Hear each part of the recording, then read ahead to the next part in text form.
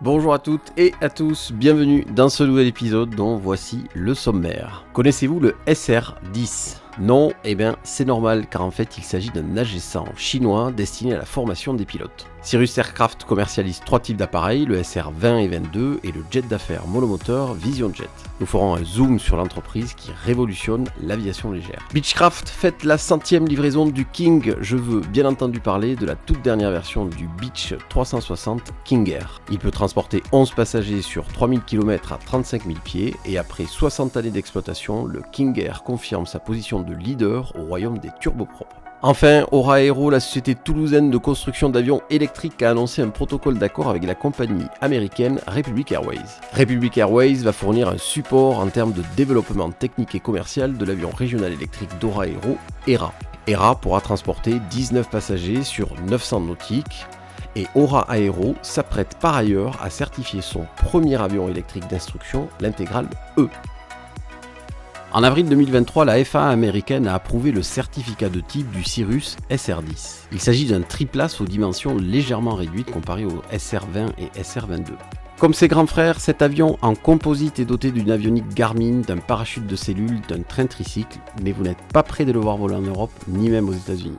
Sous l'appellation SR-10 se cache en réalité l'AG100, un avion dédié à la formation développé par Cirrus pour son propriétaire chinois Avic.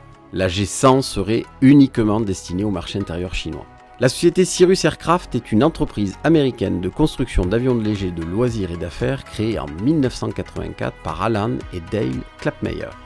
Cirrus Aircraft a été racheté en 2011 par une compagnie étatique chinoise, China Aviation Industry Corporation. Cirrus Aircraft est basé à Dulles dans le Minnesota. La société a débuté son activité avec son modèle VK-30 qui était un avion en kit. Il décolla pour la première fois le 11 février 1988 et s'ensuivra un autre appareil sur la base du VK-30, le ST-50 qui fut construit sous contrat avec l'avionneur israélien Isra Aviation dont la différence majeure fut la motorisation. Dans les années 1990, la société abandonne la production du VK-30 et commence le développement du Cirrus SR-20 qui a volé pour la première fois le 21 mars 1995 et qui a reçu sa certification de type le 23 octobre 1998. Les premières livraisons, quant à elles, ont été réalisées à partir de 1999. Parallèlement, la société développe le SR-22, une version plus puissante du SR-20 qui fut quant à lui certifié en 2000 et sa production débuta en 2001. Enfin, Cirrus se diversifie en lançant en 2007 le développement d'un mini-jet d'affaires monomoteur, le Cirrus Vision Jet, dont le premier vol aura lieu le 23 juillet 2008 et qui fut certifié en 2016. Toujours à la pointe de l'innovation, en 2020, Cirrus Aircraft introduit un de ses premiers systèmes Safe Return qui permet un atterrissage automatique en cas d'incapacité d'un des pilotes en appuyant sur un seul et même bouton. Cirrus Aircraft est réputé pour les choix technologiques innovants que la société a généralisés sur ses appareils. La plupart des SR-20 et SR-22 sont vendus avec un système Glass Cockpit. Particularité des Cirrus, ils sont équipés d'un mini-manche contrairement à ses concurrents qui sont équipés d'un yoke. Ce mini-manche est bien connu des aéroclubs pour nécessiter une prise en main spécifique. En effet, la majorité des pilotes sont habitués aux manches classiques. Ce mini-manche permet de dégager de la place devant le pilote et améliore la visibilité de la planche de bord et de ses instruments et dégage de la place pour les tablettes de navigation fixées sur les jambes des pilotes. L'autre particularité qui d'ailleurs est à l'origine du surnom de ces avions, les avions parachutes, fut la généralisation d'un système de parachute balistique, CAPS, permettant de ramener l'avion au sol en sécurité dans l'éventualité où un atterrissage normal s'avérerait impossible ou trop risqué. Cirrus Aircraft commercialise trois types d'appareils, le SR-20, le SR-22 et le Vision Jet. Le SR-20 peut voler à une vitesse de 155 nœuds et sa distance maximale est de 700 nautiques. D'une puissance de 215 chevaux, cet appareil peut monter jusqu'à 17 500 pieds. Le SR-22 quant à lui peut voler à une vitesse de 183 nœuds et sa distance maximale est de 1169 nautiques. Équipé d'un moteur d'une puissance de 310 chevaux, le SR-22 peut monter jusqu'à 17 500 pieds. Par ailleurs, une déclinaison du SR-22, le SR-22T peut voler plus vite en croisière à 213 nœuds et plus haut, puisque son altitude maximale de croisière est pour ce modèle à 25 000 pieds. La contrepartie, c'est qu'il peut emporter moins de charge et son autonomie est de 1021 nautiques, soit un peu plus de 100 nautiques en moins que le SR-22. Ces modèles sont équipés de la suite Cirrus Perspective par Garmin et sont certifiés IFR. ils ne sont pas pressurisés. Enfin, Cirrus Aircraft commercialise le Vision Jet, un jet d'affaires monomoteur qui peut emporter 7 passagers. Long de 9,42 mètres et d'une envergure de 11,79 mètres, le Vision Jet dispose d'une autonomie de 1275 nautiques, soit 2361 km. Sa masse max est de 2700 kg et son niveau max de croisière est le 310, soit 31 000 pieds, à une vitesse de 311 nœuds. Cet appareil est un des seuls jets d'affaires à disposer d'un parachute de sécurité. Il est aussi équipé de la suite Perspective Plus de Garmin et dispose d'une automanette. Cirrus Aircraft joue un rôle important dans la modernisation de l'aviation générale en mettant l'accent sur la sécurité, l'innovation et la technologie de pointe. Leurs aéronefs sont populaires auprès des pilotes privés et offrent une combinaison unique de performance, de confort et de caractéristiques de sécurité. Dirigeons-nous encore une fois vers Wichita au Kansas chez Textron Aviation qui a annoncé le 17 octobre la livraison de son 100e emblématique Beech 360, un des turboprops les plus populaires au monde. On l'a d'ailleurs retrouvé depuis de nombreuses années sur les différents flight simulators. L'histoire du Beech 360 remonte aux années 60, plus précisément le 14 juillet 1964 où Beechcraft annonça le développement d'un biturboprop pressurisé civil destiné à transporter 6 à 8 passagers. Les premières livraisons étant prévues pour l'automne 1964. La construction du premier prototype fut lancée quelques semaines plus tard et effectua son premier vol le 24 janvier 1964. La certification fut obtenue le 19 mai 1964 par extension de celle du modèle 65 Queen Air. En réalité, le premier modèle fut le 65 A90 King Air qui est un monoplan à aile basse et train tricycle escamotable de construction entièrement métallique. Cette nouvelle version a réalisé son premier vol le 5 novembre 1965. Plusieurs versions du Beech 90 suivront et c'est le 17 mars 1969 que son grand frère, doté d'un fuselage de 1 mètre plus long, le Beech 100 King Air, prit son envol. Le 27 octobre 1972 marque le premier vol d'une autre version du Beech, le Beech 200, dont la particularité fut l'introduction d'un empennage en T, améliorant l'efficacité de la gouverne de profondeur. Le 6 octobre 1981, c'est au tour du Beech 300 de 1050 chevaux et d'une masse max au décollage augmentée à 6350 kg qui prend son envol. Le Beech 350 quant à lui se distinguera par un allongement du fuselage de 86 cm ainsi que de son envergure de 61 cm et l'apparition de winglets réduisant la traînée à haute altitude et la vitesse de décrochage. L'allongement du fuselage a permis d'ajouter 2 hublots de chaque côté et en option 2 sièges supplémentaires à l'arrière de la cabine. Il effectuera son premier vol en septembre 1988. L'appareil évoluera notamment côté avionique au cours des années suivantes. Enfin, le Beech 360 a été certifié en août 2020 et c'est en novembre de la même année que le premier exemplaire de série a été livré. Le Beech 360 est basé sur le 350i, duquel il reprend les dimensions et la masse maximale au décollage. Il bénéficie par ailleurs d'une amélioration de son avionique avec notamment l'installation pour la première fois sur un avion de la gamme Beech King Air d'un contrôle automatique de puissance par automanette. Il est bien entendu AirNav et équipé de la suite ProLine Fusion de chez Collins Aerospace. Le King Air 360 dispose d'une autonomie de 1806 nautiques, soit 3300 km et peut emporter jusqu'à 11 passagers. Particularité de ce turboprop, il peut croiser jusqu'au niveau 350, soit 35 000 pieds à une vitesse de 312 nœuds.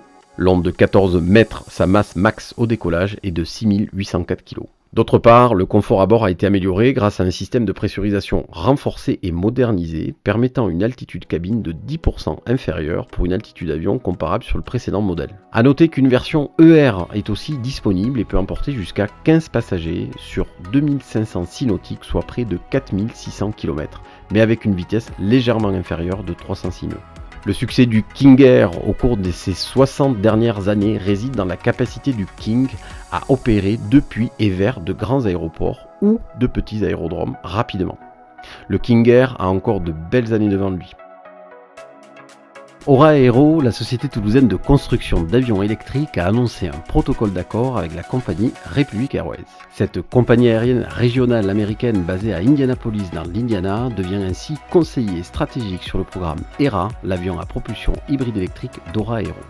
Republic Airways va fournir un support en termes de développement technique et commercial d'ERA. Aura Aero va s'appuyer sur son expertise dans l'aviation régionale qui n'est plus à démontrer.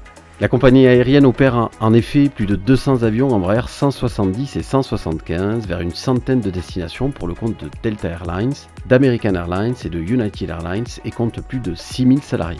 Par ailleurs, et nous l'avions vu dans un épisode précédent, après le Velis Electro du Slovène Pipistrel en 2020, l'avion français Intégral E d'Ora Aero s'apprête à devenir le deuxième appareil à propulsion électrique dans le monde certifié par l'Agence européenne de la sécurité aérienne, l'EASA.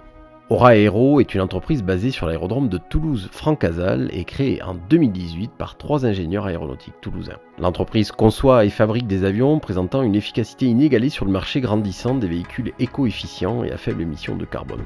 Ora Aero emploie 200 personnes et envisage de construire une usine d'une surface bâtie de 40 000 m² sur l'aérodrome de Francazal. La localisation toulousaine n'a rien d'un hasard puisque, comme vous le savez, beaucoup d'industries aéronautiques françaises opèrent depuis Toulouse. La philosophie d'Ora Aero consiste à considérer dès le départ l'impact environnemental qu'auront les avions tout au long de leur vie et jusqu'à la fin de leur exploitation. La société conçoit ces avions en anticipant l'impact de leur utilisation et de leur recyclabilité. Ora Aero conçoit 2 gammes d'appareils, l'Intégral et le futur avion régional électrique ERA. La gamme intégrale d'avions biplaces de formation à capacité voltige se décline en 3 modèles, l'Intégral R, l'Intégral S et surtout l'Intégral E électrique.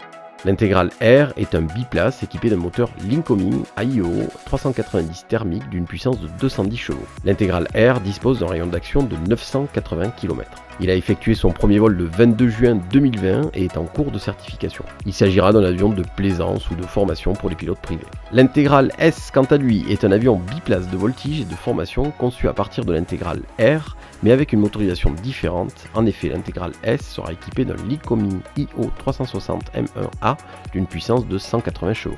L'autre différence sera son train puisqu'il disposera d'un train tricycle. L'Intégral S a effectué son premier vol le 27 juillet 2023 à Toulouse. Enfin, l'Intégral E sera lui totalement électrique. En effet, ce dernier sera équipé d'un moteur Safran Enginus et disposera d'une autonomie de 60 minutes. Il deviendra donc le second avion léger certifié après le Pipistrel.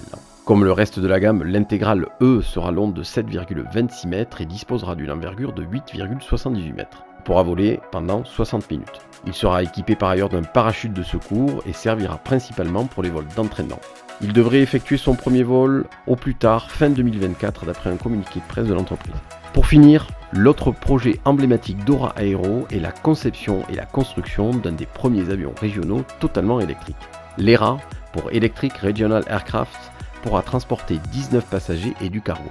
À terme, son rayon d'action sera en fonction de la masse entre 200 nautiques, environ 400 km, et 900 nautiques, environ 1600 km. D'une masse max de 8,6 tonnes, l'ERA pourra décoller sur des pistes de 800 mètres et voler à 250 nœuds. Son premier vol est prévu pour 2026 avec une entrée en service en 2028. En octobre 2021, une lettre d'intention pour l'achat de 200 exemplaires a été signée avec Amedeo et en octobre 2022, la société décomptait près de 130 lettres d'intention d'achat. Par ailleurs, une campagne de financement participative est en cours. Ora Aero démontre que l'aviation rentre dans une nouvelle ère, plus verte et moins consommatrice en énergie fossile, et nous aurons très certainement l'occasion de reparler de ce superbe projet. Je vous remercie d'avoir suivi cet épisode, vous avez la possibilité de laisser un pouce bleu si ça vous a plu, sinon je vous dis à la semaine prochaine sur votre chaîne Aéro.